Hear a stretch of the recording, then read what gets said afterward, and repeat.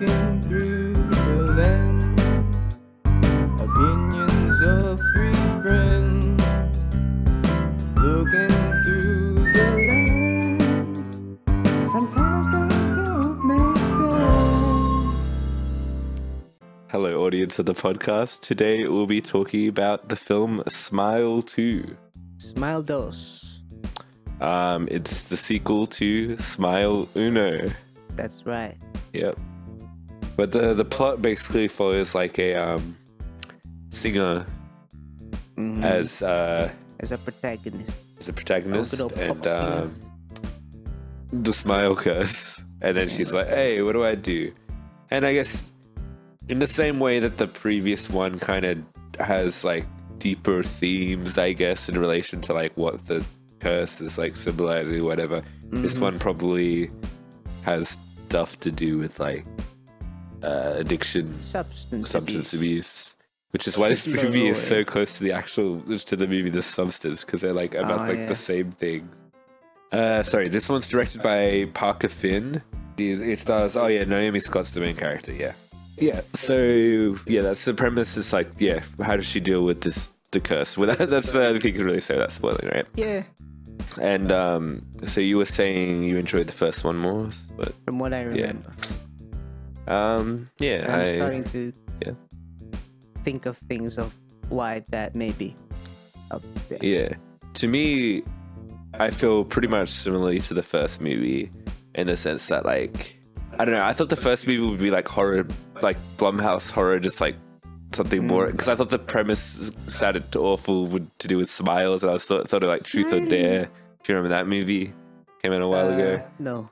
But yeah, so I guess this one I thought was kind of the same, where it's like it's like better than I would have expected from the genre, a genre that I love, by the way. I love horror, but I guess like I expected this to be like that kind of average cliched horror, and I think this is a bit better than that. But I think it has the exact same problem with the first movie, is the third act kind of sucks ass. In terms of things that I think this movie did better, I think the protagonist is better. But because she's dealing with, I guess, a more unique situation. Because I think the first one's a bit more just like kind of horror protagonist. Yeah. This one's at least like they've said it in a particular setting, you know, of like this. I think that's the thing. Music industry I thing. don't like though, because like I feel like that's cliche. Like the It background kinda- you had yeah. of like big musician, pop star, substance abuse, yada yada yada.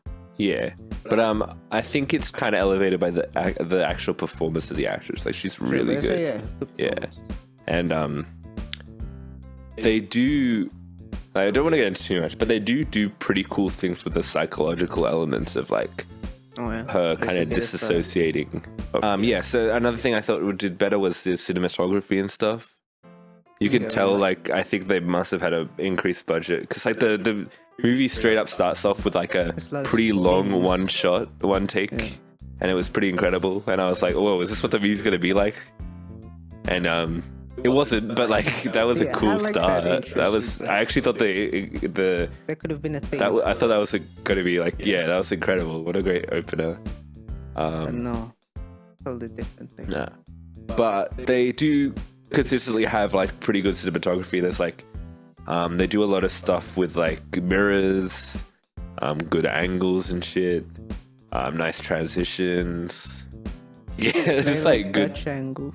They use screens as well, where they'll just show you like they actually do really cool things with like horror on this, people looking at things on the screen. Like they'll be like, "Gonna zoom into this picture and stuff," and like it's like kind of cool.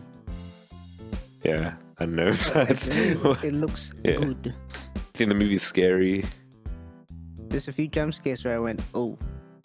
Yeah, but that's the thing, isn't it? I don't know. I'm not a huge jump scare guy, so it's like scary. It's not scary. Which is, I think, a problem we probably had with the first movie as well. They did have a few jump They scares. did have a few jump scares, and then that was just like, okay.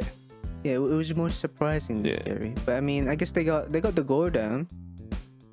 The one thing that I found like creepy and was cool was like the thing about, I'm pretty sure it was the same in the first movie, about how like the demon can pretend to be other people, so they really like fuck with the audience and the character of like maybe that entire interaction wasn't real and stuff like that. And that genuinely wasn't like scary, but that's like the part which was the most, I guess, interesting and like creepy, you know, for me. Was that also prevalent in the first one where it's completely in the head, or is it, because I feel like if I remember the first one is also maybe because it's the POV of just mainly the main character and then no one else around, so it didn't emphasize that it was in the head as much. But this one, but I think because this one could also play with the addiction aspect, so it's like it's an excuse for them to just be like, oh, you're just back on drugs or whatever. Like that's I do think the movie is too long. It's over 2 hours, and I thought that was, come on, man, this movie should be an hour 30, an hour 40. Like they do not have to stretch it to over 2 hours, and it does drag quite a bit, I feel. Even though I do like a good slow burn, but like I don't know, it feels like sometimes they're just retreading a lot of the same ground, where it's just like, okay, we get the point.